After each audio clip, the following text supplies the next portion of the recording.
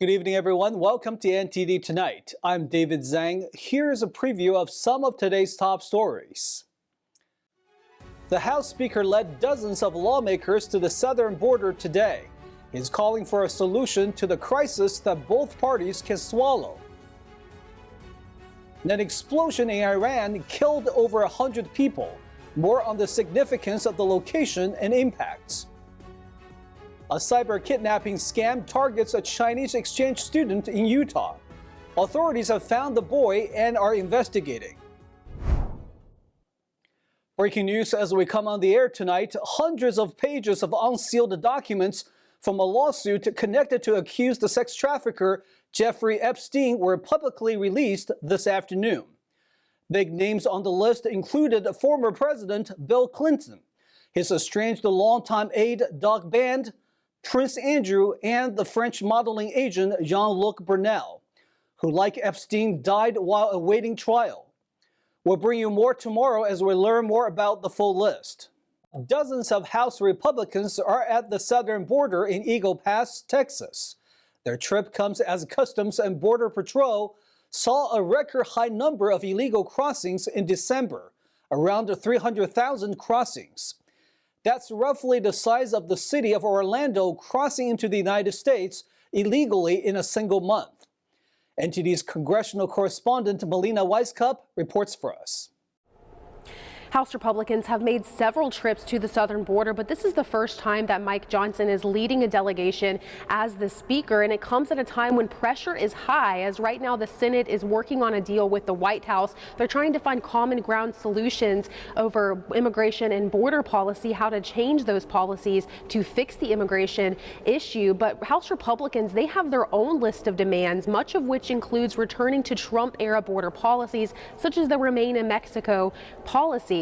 This delegation was made up of around 64 Republican lawmakers from 26 states, the Republican speaker says, and they met with Border Patrol agents, they met with local residents, they viewed processing centers, all to get a grip of the current situation at the border. Here's what those Republicans had to say about the urgency of the issue, arguing why their demands deserve to be met.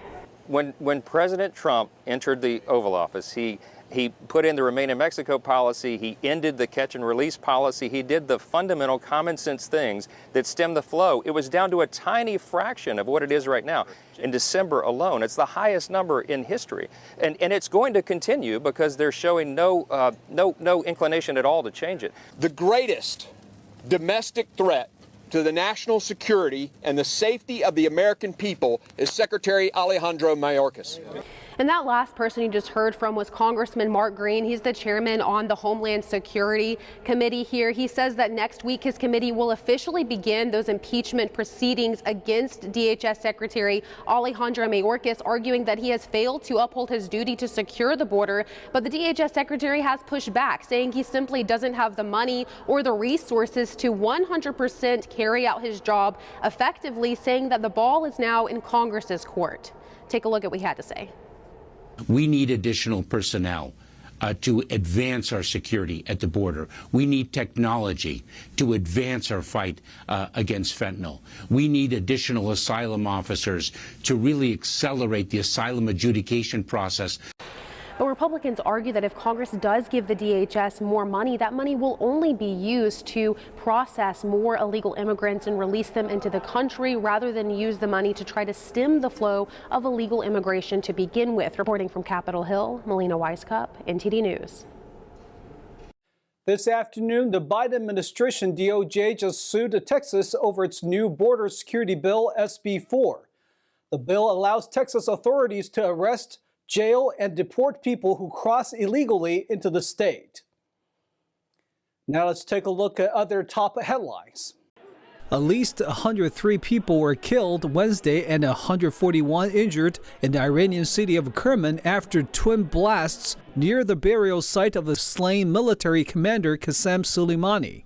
The Iranian Red Crescent posted a video on its social media platform X on Wednesday, which shows wounded people being treated following two explosions at a ceremony to mark the third anniversary of the killing of top commander Qasem Soleimani in a U.S. drone strike in Iraq.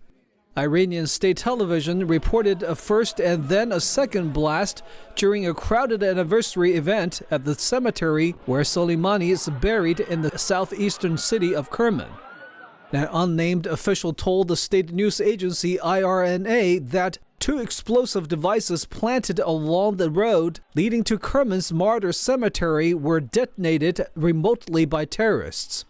The explosions threatened to accelerate tensions in the region that have spiked since the start of the Israel-Hamas war in Gaza.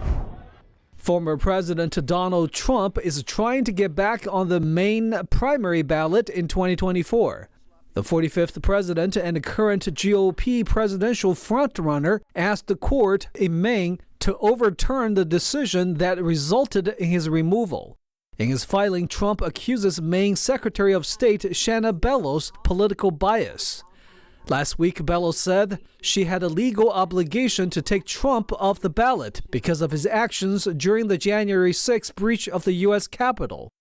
Trump is also dealing with the 14th Amendment-related challenges to his ability to run for president in numerous states. That includes Colorado, where the state Supreme Court removed Trump from its primary ballot. Today, Trump asked the U.S. Supreme Court to review Colorado's ruling. Any ruling from the High Court will be the final say in Trump's eligibility. Cash, gold bars, and a luxury car. Senator Bob Menendez is facing new accusations of corruption and bribery. The superseding indictment released yesterday claims the New Jersey Democrat used the influence to help secure an investment for a co-conspirator from a fund tied to Qatar's government. In addition to bribery charges, Menendez is accused of acting as a foreign agent for the government of Egypt. That's for allegedly helping the country to benefit another co-defendant's export business. Menendez's attorney stated Tuesday that the government doesn't have the proof to back up any of the accusations, calling them baseless, bizarre, and based on routine lawful contacts between constituents or foreign officials. Menendez has resisted calls to step down from the Senate. GOP presidential candidate Chris Christie says he's disappointed with the Democrats for not taking solid action. At least the Republicans removed George Santos. Where are the Democrats in the United States Senate with removing this guy? This is now a second superseding indictment, so it's a third set of charges. Christie says it's too big a risk given Menendez's position of leadership and access to U.S. intelligence. Menendez's trial is set for May 6. Japanese authorities are beginning their investigations into yesterday's fiery plane collision. Japan's transport ministry today released the transcripts of conversations with the control tower. They show that the Japan Airlines passenger jet was given permission to land, but the Coast Guard plane was not cleared for takeoff. The smaller plane was told to taxi to a holding point near the runway. The Coast Guard captain said he had entered the runway after receiving permission. That's in contradiction to the transcripts. Authorities are on the ground inspecting the charred wreckage of the airliner. They had also recovered the black box from the Coast Guard plane. In the fatal accident on Tuesday, Japan Airlines Flight 516 crashed into the Coast Guard aircraft after touching down on the runway, causing it to erupt into a terrifying fireball. All 379 people on the Japan Airlines plane were safely evacuated. 5 of the 6 crew members on the smaller Coast Guard aircraft died. Reports say Tokyo police are investigating whether possible professional negligence led to the collision. Haneda Airport canceled over 100 flights today. A new type of scam is trending now called cyber kidnapping. A teenage Chinese exchange student was found days later after he said his family in China was threatened with a ransom in exchange for his safety. A foreign exchange student from China, identified as Kai Zhuang, who was reported missing last week in Utah, has been found. Authorities said there was an apparent cyber kidnapping scheme to extort $80,000 from the student's family. The 17-year-old student was reported missing Friday, a day after he was last seen at the home where he had been staying in Riverdale, about 30 miles from Salt Lake City. And we were able to find a couple doorbell camera that showed he actually left the house about 5:30 a.m. Riverdale police initially said that they believed the student had been forcibly taken from his home, but on Sunday night they said he was found safe in a tent about 25 miles away from Riverdale. According to police, he said his family in China was threatened and that he needed to isolate himself. It's unclear how he received this information. Meanwhile, his family had received a ransom note and photograph of the student that made it appear that he had been abducted and was in danger. The family paid $80,000 in ransom before he was found. A Las Vegas police officer was found dead hours after his arrest on several felony charges. NTD's Christina Corona has more on the story. A Las Vegas police officer, Jake Freeman, was arrested by Henderson police on charges of aggravated stalking, attempted home invasion, and causing damage to another person's property. The arrest came after Freeman's ex-wife contacted the authorities at 2:50 a.m. on New Year's Eve to report that Freeman was outside banging on the front door and window of her parents' house and insisting her to come outside. Following his arrest, Freeman was taken to the Henderson Detention Center at 4:38 a.m. on Sunday and released on bail at 5 p.m. According to the Clark County Coroner's Office, Freeman died from a gunshot wound around 6:39 p.m. Freeman told the police that he got divorced from his ex-wife on December 28, 2023. He had been working for the LVMPD since 2017. Christina Corona, NTD News. We'll take a short break now, everybody, but here's a look at what we have for you when we come back. Colorado's ban on ghost guns is now effective, but why is one gun owners group suing? A former Kentucky county clerk faces a $260,000 fine. More on the legal battle that led to the hefty fee. NFL player Aaron Rodgers comments on the expected release of court documents revealing the names of people connected to Jeffrey Epstein. And late-night show host Jimmy Kimmel is now threatening to sue. Those stories and more coming up on NTD Tonight.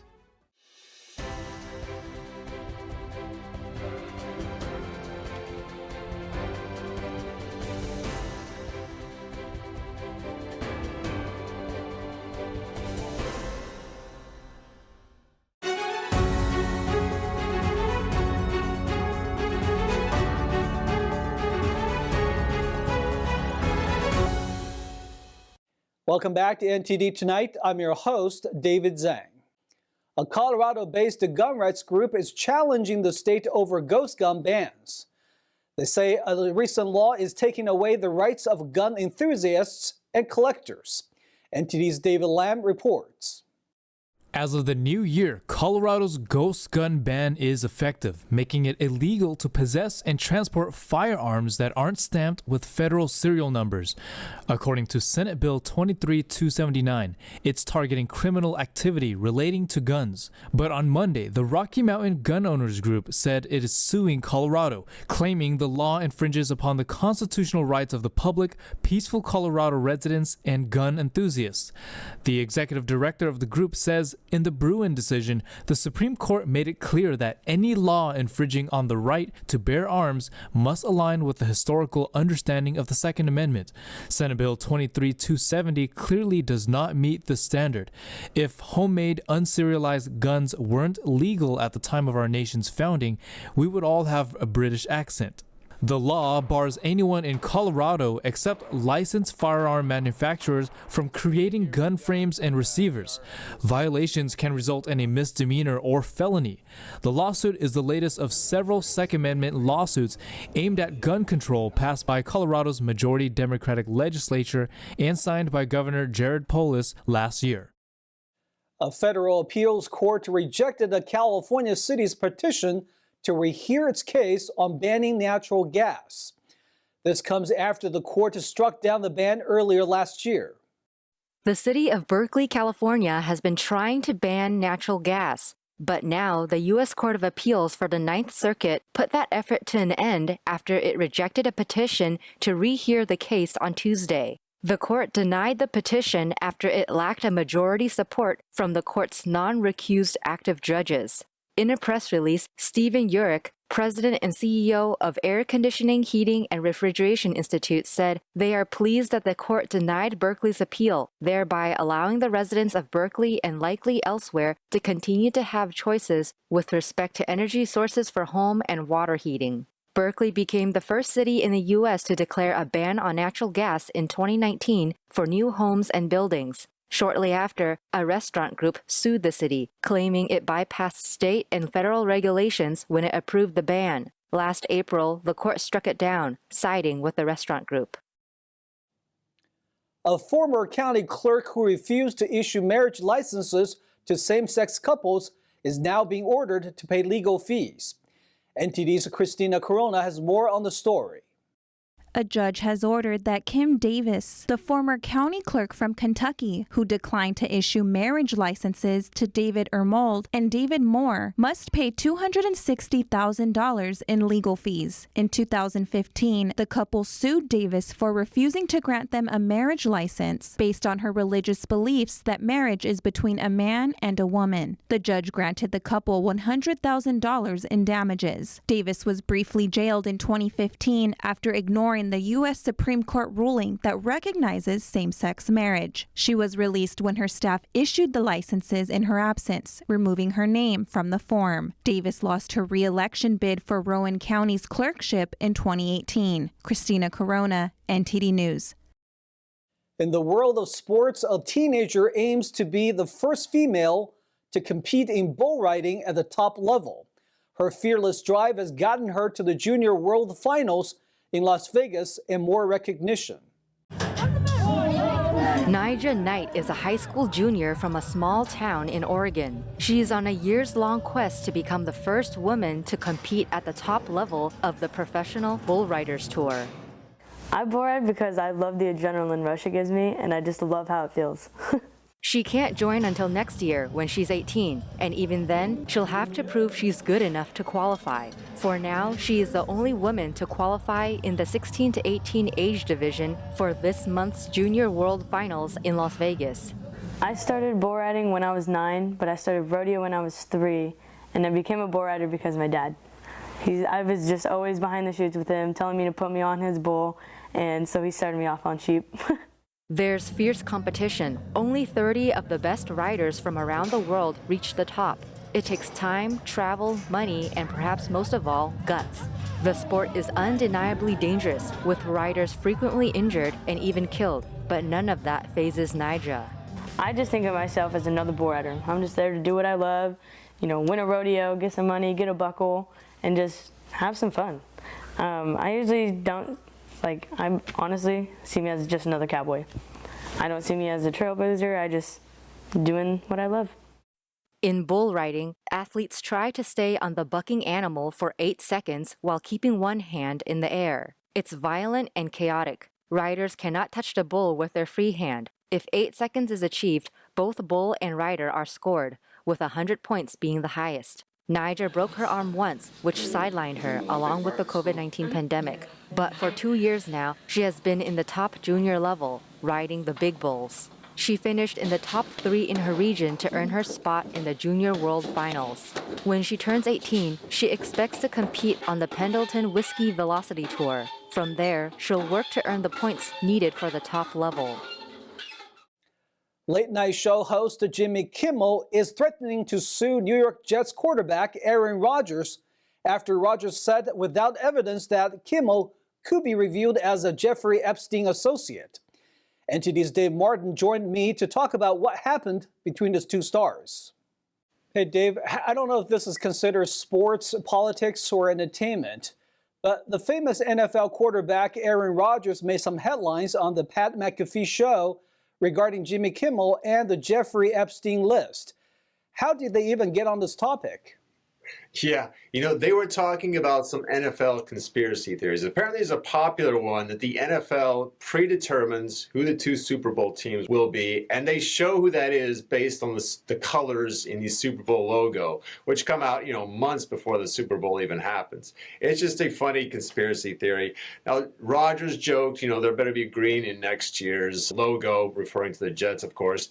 And then someone, I think they know Roger's going to say this, because then someone all of a sudden like cues him talking about the Epstein list. And Roger says, quote, "That's supposed to be coming out soon. A lot of people, including Jimmy Kimmel, are really hoping that it doesn't come out." Now, him and Kimmel actually have a bit of a history. You know, almost a year ago, Kimmel kind of mocked Rogers for even talking about wanting to see this list, you know, maybe making it kind of seem like he was some kind of conspiracy theorist. I'm sure Rogers has been mocked by the mainstream media before. He doesn't really go along with the narrative that they have. Obviously, not being vaccinated, he's gotten a lot of flack for that. Now, Kimmel did not respond in kind to this.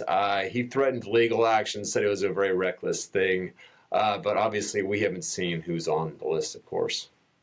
So this sounds like a joke gone bad, and Kimmel didn't take it too well. Even though Kimmel is supposed to be a political comedian himself, he frequently joking about Trump and other conservatives. Yeah, I mean, I'm sure it's obviously would be a big deal. I mean, if you're rumored to be on this list, obviously for your reputation, it's a pretty big deal.